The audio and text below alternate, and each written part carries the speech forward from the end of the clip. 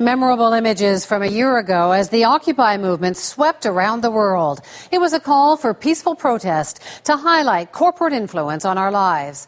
Within weeks, demonstrations were underway in more than 80 countries. Those who took part hoped they would have a lasting legacy. So what happened? The National's Duncan McCue talked to some of the movement's key players for their take on Occupy's legacy. Show that guy what democracy looks like. When Prime Minister Harper recently visited Vancouver, he had a welcoming party. Respect for women! Respect for Earth! It included Tosh Hydo, once a financial planner, now a rookie activist. 20 years ago, could you imagine that you would have been doing something like this? No way. Are you kidding? No way. Why was she here? She got inspired by Occupy Vancouver. The tent cities, the general assemblies, they're gone. But like many here, she recites that now familiar slogan. They're getting poorer, and the 1%'s getting richer. When does it stop? You know, it doesn't appear like it's going to stop unless we stop it. It began a year ago in the headquarters of this culture-jamming magazine. A call to arms to take over the heart of global capitalism. You know, when it started creeping, when suddenly there was a few dozen occupations throughout America, and then it crept across the border to Canada, and when there was an explosion of 1,000 occupations all around the world, then in our office we just threw up our hands and said, that's a gift from the gods, you know, we never really expected it to be that big. But it did get big. Improbably, the gap between the rich and the poor became a topic of national conversation in the United States. Round the world it caught on. That rallying cry, the 1% versus the 99%. It attracted people like English professor Stephen Collis. One thing that Occupy has achieved is putting a certain debate back on the table that had kind of fallen off the table. And that public open debate about economic inequality. It used to be that if you try to talk about these kind of things, like, oh, that's just some sort of crazy old socialist communist idea we dealt with years ago, and you know that's just passé now. Collis found himself in the thick of things, excited by attempts to give everyone a voice, impressed by a tent city that fed hundreds every day. Looking back, he insists Occupy has staying power. Any social movement in history worth its salt took decades to actually achieve its goals. So you look at the civil rights movement or women's liberation, it was decades before you could say, here's a tangible outcome, they achieved this.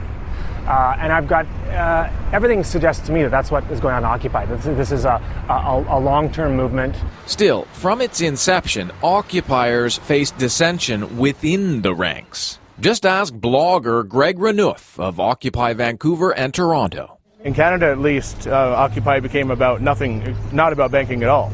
I think that was a great lost opportunity. The public was behind us. When I talk to conservatives people, they'll come to me and they'll say, I really wish you guys did better.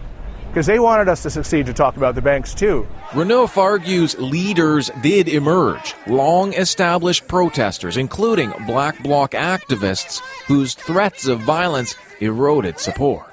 So by design, the idea was it would be leaderless, it would be a multi-headed hydra, you couldn't stop it. In the end, what I've learned is that leadership is an inherent part of humanity. And people need leaders, and people want leaders, and other people take leadership. To imagine we could operate without leadership, I believe, was incredibly naive.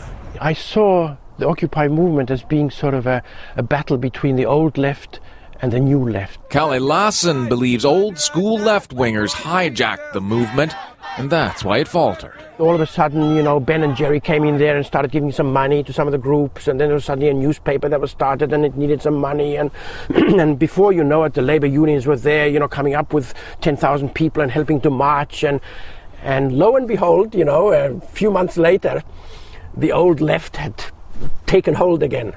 And this magical moment that the new left had created, this new horizontal left, all of a sudden they were left in the cold and didn't quite know what to do. Cold weather was the nail in the coffin.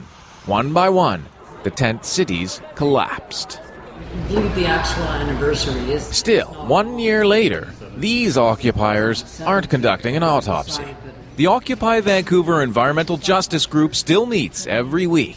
In Vancouver, the focal point became protests against oil pipelines.